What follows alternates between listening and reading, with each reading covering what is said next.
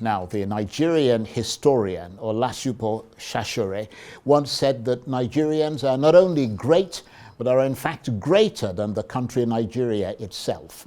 But he notes that the Nigerian people have not been heralded as much as the promise that their country has always held for the world.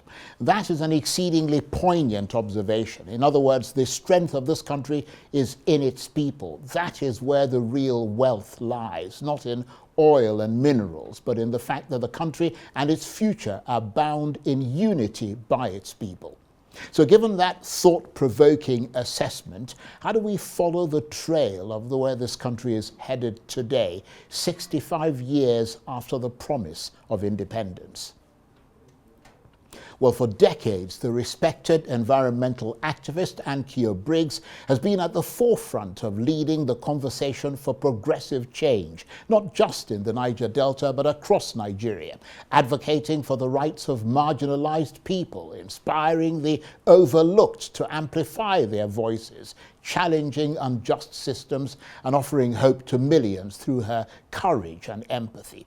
And Ann-Kio Briggs joins me now on the line from Port Harcourt. Thank you very much indeed for taking the time to talk to us. And just before I start asking you the questions, your friend Bishop Matthew Kuka wanted me to say to apologize to you for eating into your half of the program, because he was really passionate about the things he had to say. So my apologies, and thank you for your abiding patience. What do you recall of Nigeria's Independence Day 65 years ago? I mean, from what I've read, you would have been about 8 years old or so then. Yeah. Good evening. Yes, absolutely. I tell people that I remember the rice that was cooked that day in school that we were served. I remember the taste up till now. It was exciting. I was obviously old enough to remember things about before independence and actually at independence. And I remember the transition from being in a colonial system and then moving into an independent system. Of course, my father had explained it to me explicitly, and at that age I did understand the need for Nigeria to get independence, and that we were colonized by my mother's people, as I refer to it. But moving forward, a lot of the expectations that I definitely had as a child for what Nigeria will become. And don't forget, at that particular time, I mean, we didn't have all the things that we have now that has brought us technologically, brought us far, I mean, together to the extent that you're in Abuja, I am in Port Harcourt, and we can still have a conversation that others can listen to. So we were expecting a lot of things that we didn't have, and some of those things had to do also with the expectations and what I now refer to as deceit that the oil companies came to give us before independence in my community as to how life was going to be far better for us in our region. And almost 65 years now, after all those expectations and promises, many times I ask myself, now, did we move forward? Did we achieve those things? And if we did, to what percentage and degree? Because we are in a very, very poor state in terms of development, in terms of unity, and in terms of being able to develop the capacity that Nigeria should have as the largest black nation in the world. So basically, it would be fair to say that this is a reflective week for you as you join millions of other Nigerians in marking sort of 65 years of independence. I mean, help us capture the mood in this country from that perspective. Well, I mean, from that perspective, it's my mood always when, especially since 1999, after the military rule, has been one of being exacerbated, disappointed. You see, the thing is, I believe that if you want to make changes, you have to accept the truth. It doesn't make you any less patriotic as a Nigerian if you actually can accept that something has gone terribly wrong in Nigeria. If you listen to my bishop and my friend, the way he had expressed his own views, they're not too far. They're not too far away from mine, from what I felt that time, and the disappointment that I have today. First of all, coming from the Niger Delta region that screams for development and better governance since 1960 till now. We should have done far more better, because like we hear that Dubai came to borrow money from Nigeria when they found oil. And I literally am ashamed to say that the story is that we drove Dubai away because we didn't believe that they could pay us back. And yet look at today. Dubai hosts the tallest buildings. Architecturally, they are fantastic. In every way you look at it, in development, in investment, they're investing all over the world. I would be surprised if Dubai's money is not in Nigeria. And yet these are people that we turn down. So no, we have not done well. And that's because we have had wrong people in places of power, authority, and governance. And as long as we continue to repeat to have these people who do not know how to govern and how to develop the country in Nigeria, I'm afraid that with all the work that people like me do, we just end up talking about what is wrong in Nigeria. And because we're not choosing the people who can do what is right in Nigeria. Yes, that's a good point. Let's go from the general to the particular. You are, of course, a woman, and a hugely respected one at that. How much has 65 years of independence delivered to Nigerian women in terms of parity with men in this country, particularly when it comes to public and political office? Because in 1960, the likes of Nnamdi Azikiwe, Obafemi Awolowo, Tafawa Balewa spoke of the dawn of a new era, as much for men as for women.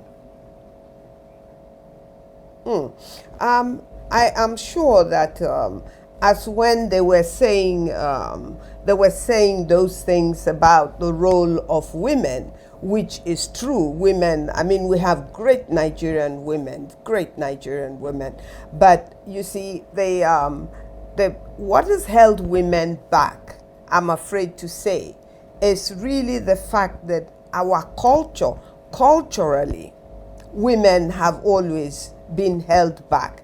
There are a few women like Fela's mother, Margaret Ekpo, the women of the Aba crisis. I wouldn't call it riot. I think that's demeaning for the women that took up the fight and the struggle to stand up for what was just and fair for them at that particular time. But our culture, even within my own areas, even when I came into the work that I do today, it was in 1998 when I decided to fully go into what is termed the struggle. And I started with environmental issues and then went into so many other places, because I realized that if you're fighting for one right, you can't exclude the other right. So you've just got to do all. Women have always been held back. Like, I hear fellow women say, I would really like to do what you're doing, but I can't because my husband wouldn't let me. I can't because I have children. I have to look after my children. Though all those things are correct, because I'm also a mother, and I also have gone through the marriage institution as well. But there comes a time when you look at life and you have to participate in life, not necessarily as a woman or a man, but really as a human being. And I think that's where I kick off, that I am a human being, and that the fact that I am a woman should not hold me back. But it be within a situation where men think that they should hold sway and you're a woman, it becomes very difficult. There was something I wrote sometime that I put at the struggle within a struggle, that women always, no matter where they are, whether it's in the boardroom or in the creeks or in the market, that they are in a struggle within a struggle, because they have to struggle to be recognized and accepted by men, which it shouldn't be.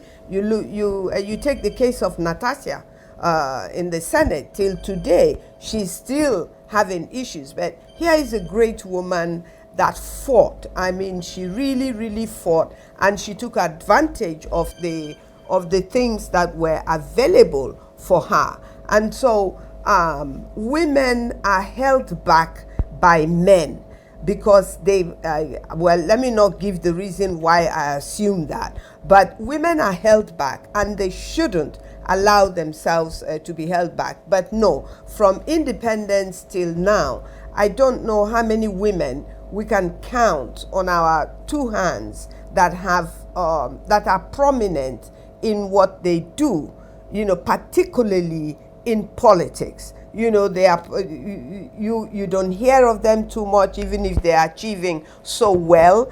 And I think women also should give their fellow women the opportunity to get their support. Right.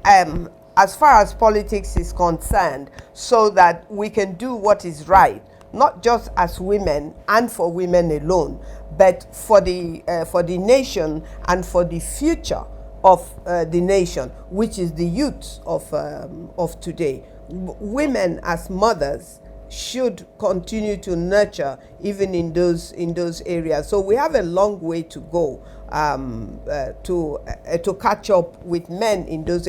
Maybe if we had more women in politics like Natasha, I think that the issues of corruption and the issues of men thinking that everything should come to them will be minimized. But sadly, I've never wanted to go into politics for that simple reason, that the situation is not going to allow me to do things the way that I want them done. Well, certainly feminine voices like yours are being listened to with much more attention today. I mean, I don't know what it was like in the 1960s, but certainly voices like yours are well respected and much listened to. We've got just about 2-3 minutes left, sadly. Let's turn to the Niger Delta, a region that's dear to your heart, and of course River State, where you come from.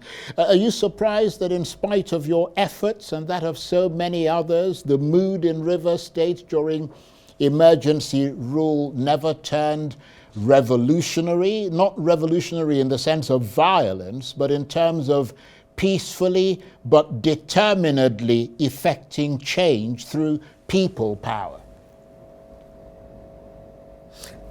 Yes, sadly I am, because if I look back to even the current situation of 2 years and still ongoing, I mean, right now what we have in River State is silent, but it's ongoing. The crisis is ongoing.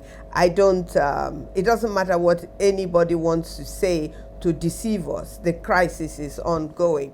It is really sad that we don't have that culture yet of taking things to its logical conclusion. It will be too much to say that, for me anyway, it will be too much to say, oh, we will get there. No, we shouldn't waste time saying we will get there. We can get there in 50 years. That's a waste of time. We can get there in 20 years. That's a waste of time. I think that we should aim to get there as soon as possible, and that people should be, particularly women, should have a say. And that's what I'm trying to push, I'm trying to advocate for right now, that women should actually be the ones that are driving the issues of truth, the issues of what is in our best interest, because men have done it for so long. And I think that they have failed. And women should be able to give themselves or take the fact that they can do better than men, not because we're competing with them, but because we should have the opportunity to take the opportunity to do better.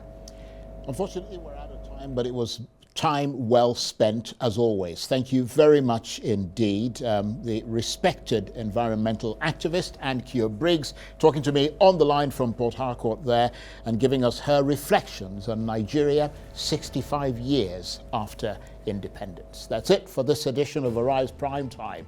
Join us again tomorrow. From me and the entire team here in Abuja and Port Harcourt, bye-bye and thank you for watching.